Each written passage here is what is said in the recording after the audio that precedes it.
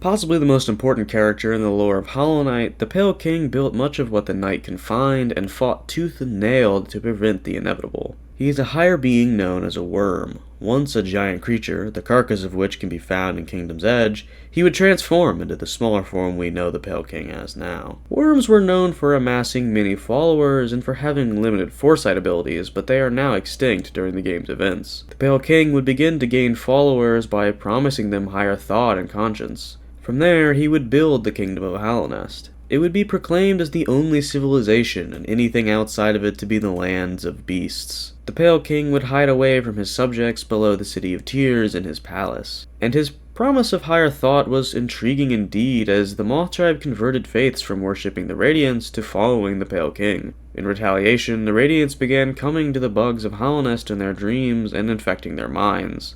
Thus the infection would begin to overcome the denizens of Hallownest. No one knew how to defeat this formless enemy, but the Pale King would begin experimenting with ancient forces like Void. Creating many vessels to give this Void form, he selected one to train and raise, the titular Hollow Knight. This pure vessel would be completely devoid of thought or emotion, so that it would be empty enough to fully contain the Radiance and her infection. Once that was done, it would be bound and permanently sealed within the Temple of the Black Egg with the power of 3 volunteers to the Pale King. This worked for a time, but eventually the infection leaked out and overcame the bugs of the kingdom once more. The Pale King fled, taking his palace to the Dream Realm. From here, we are uncertain of what happened and how exactly the ill-fated king met his end, or if he did so at all. The void particles around his throne are a possible indication that he continued experimenting with void, and it was this ancient power that he succumbed to. Although he was messing with forces he should not have, it was clear that the Pale King cared deeply for his kingdom, as he believed there was no cost too great to save it.